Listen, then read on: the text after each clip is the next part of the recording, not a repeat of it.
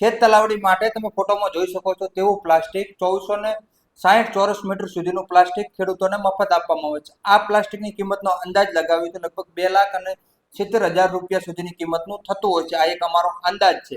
હવે આ યોજના માટે રાજ્યના તમામ જિલ્લાના તમામ ખેડૂતો લાભ લઈ શકે છે. તેના માટે શું છે ઓફિશિયલ પરિપત્ર, ક્યારે અરજી કરવાની રહેશે, અરજીની અંદર શું શું બાબતોનું ધ્યાન રાખવાનું રહેશે અને શું શું ડોક્યુમેન્ટની જરૂરિયાત રહેશે અને તમારી અરજી મંજૂર કરવાનો સમયગાળો પણ નક્કી કરવામાં આવી ગયો છે. એટલે તમને આ યોજનાની સહાયના સંપૂર્ણ બાબતની ચર્ચા કરીએ તેની પહેલા આપણી બનાસની ખેતી ચેનલમાં હું ગણપતભાઈ તમારું સ્વાગત કરું છું.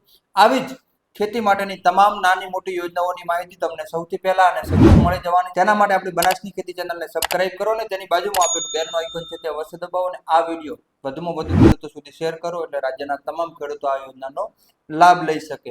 તો તમને વાત કરું તો જીઓ મેમ્બ્રેબલ પ્લાસ્ટિક માટે સરકાર દ્વારા સહાય આપવામાં આવે છે. તેના પરિપત્રની વાત કરું તો અત્યારે તો પાણીની અછત ધરાવતા વિસ્તારોમાં ખેત તલાવડી બનાવવા માટે જીઓ મેમ્બ્રેબલ ફિટ કરવામાં આવે તો ચોમાસા દરમિયાન વહી જતું પાણી સીધું જમીનમાં ઉતારવાની જગ્યાએ તેનો સંગ્રહ કરી શકાય અને આ સંગ્રહ થયેલા પાણીને ઉપયોગ વરસાદ ખેંચાય અથવા તો તેવા સમયની અંદર ખેડૂતો પાક બચાવવા માટે તેનો ઉપયોગ કરી શકે. આ અગાઉ આ જિલ્લાનો પાયલોટ પ્રોજેક્ટ માટે બનાસકાંઠા જિલ્લાઓમાં આ યોજના શરૂઆત કરવામાં આવી હતી. તેના પછી રાજ્યના સમગ્ર જિલ્લાની અંદર આ યોજનાની શરૂઆત કરવામાં આવી છે અને સ્વખર્ચે બનાવેલી ખેત તલાવડીઓની વિચારણા હતી. આ અનુસંધાને જો તમારે ખોદકામ સ્વખર્ચે કરવાનું રહેશે ને તેના પછી પ્લાસ્ટિક રાજ્ય સરકાર દ્વારા ફિટ કરી આપવામાં આવશે. તેના માટે આમ તો દર વર્ષે જુલાઈ મહિનાની અંદર આ યોજના માટે અરજીઓ સ્વીકારવામાં આવતી, પણ આ વર્ષે અરજીઓની શરૂઆત થોડીક વહેલી કરવામાં આવી છે. તો તેની અંદર હું તમને વાત કરું તો 30/3/2026 થી 15/5/2026 સુધી gtalaudi.government.gov.in પર ઓનલાઈન અરજી મંગાવવામાં આવે છે.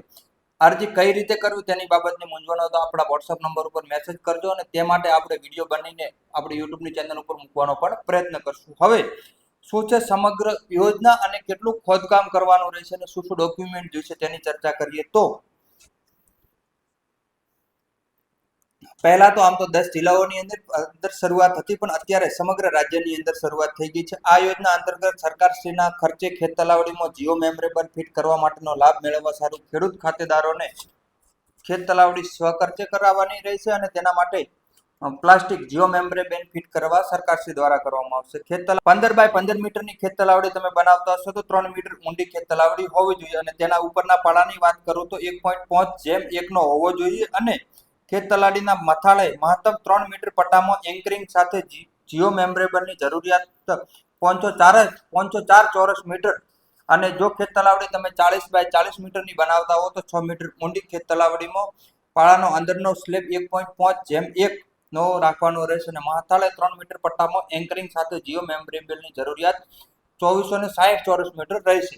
હવે ઉપરોક્ત જણાવેલ લઘુત્તમ 504 ચોરસ મીટરની અને મહત્તમ 2460 ચોરસ મીટરની જીઓ મેમ્બ્રેબલની જરૂરિયાતની મર્યાદામાં ખેડૂતો દ્વારા સ્વખર્ચે ખોદકામ કરેલી ખેત તલાવડીમાં આ યોજના હેઠળ ફક્ત જીઓ મેમ્બ્રેબલ પ્લાસ્ટિક આપવામાં આવશે. મહત્તમ 2460 ચોરસ મીટર જીઓ મેમ્બ્રેબલની મર્યાદામાં ઉપરના પેરામીટરમાં જણાવેલ લંબાઈની ઊંડાઈમાં ફેરફાર કરી શકાશે. જો તમે 2460 ચોરસ મીટર બનાવતા હો તો લંબાઈ ઊંચાઈની અંદર તેનો સામાન્ય ફેરફાર કરી શકાશે. કોઈ પણ સાઈઝની ખેત તલાવડી ખોદવાનો સંપૂર્ણ ખર્ચ ખેડૂત ખાતેદારે ભોગવવાનો રહેશે અને મહત્તમ 2460 ચોરસ મીટર જીઓ મેમ્બ્રેબલ કરતો વધુ જીઓ મેમ્બ્રેબલ ફિટ કરાવવાનું હોય તો વધારાનો ખર્ચો ખેડૂતોએ કરવાનો છે. હવે 1460 મીટરની ચોરસ મીટરની બનાવવાની જગ્યાએ તમે વધુ મોટી પણ બનાવો તો બીજો બાકીનો ખર્ચ તમારે ભોગવવાનો રહેશે.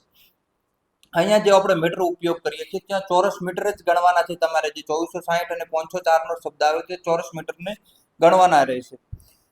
હવે લાભાર્થી તરીકેની નોંધણી અરજી કઈ રીતે કરવી? લાભાર્થી જિલ્લાના રાજ્ય સિંચાઈ વિભાગ દ્વારા જિલ્લા સ્તરે પ્રકાશિત થયાના 3 સમાચાર પત્રોમાં લાભાર્થીઓ અરજીઓ મેળવવાની જાહેરાત આપેલી છે અને આ અરજી સ્વીકારવા માટે નિયત સમય મર્યાદો દર્શાવવામાં આવી છે. એટલે કે તમે જે તેનો સમય મર્યાદો છે 15 મે સુધી તમે 2026 સુધી અરજી કરી શકો છો.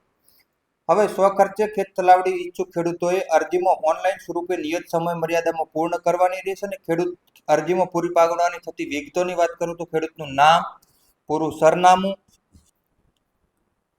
મોબાઈલ નંબર, ખેડૂતના આધાર કાર્ડની નકલની જરૂરિયાત રહેશે. ખેત તલાવડી બનાવવા માંગતા હોય તે ખેતરનો સર્વે નંબર તથા વિસ્તાર ખેતરના 7, 12, 8 આના ઉતારાની નકલની જરૂરિયાત રહેશે. જીઓ મેમ્બ્રેન નાખવાની જરૂરિયાત ચોરસ મીટરમાં અરજદારે ખેત તલાવડીની સાઈઝને ધ્યાનમાં લઈ તેમજ ખેત તલાવડીના મથાળે 3 મીટરના પટ્ટામાં એન્કરિંગ ગણી શકાશે.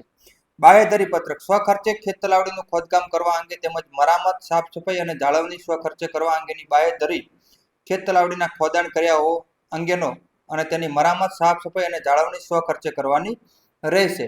હવે અરજીની ચકાસણી અને ડ્રોની બાબતે ખેડૂતોના પ્રશ્નો હતા. તો લાભાર્થી જિલ્લાના રાજ્ય સિંચાઈ વિભાગ દ્વારા નિયત સમય મર્યાદામાં ઓનલાઈન સ્વરૂપે મળેલી અરજીઓની ચકાસણી કરી અને યોગ્યતા દર્શાવતી અરજીનો ડ્રો અલગ કરવાનો રહેશે. હવે આવી અરજી માટે દરેક તાલુકા દીઠ અરજીઓનો ઓનલાઈન ડ્રો કરવાનો રહેશે અને ડ્રો માટે તાલુકા દીઠ મહત્તમ ખેત તલાવડીની સંખ્યા દ્વારા વખતો વખત નક્કી કરવામાં આવશે.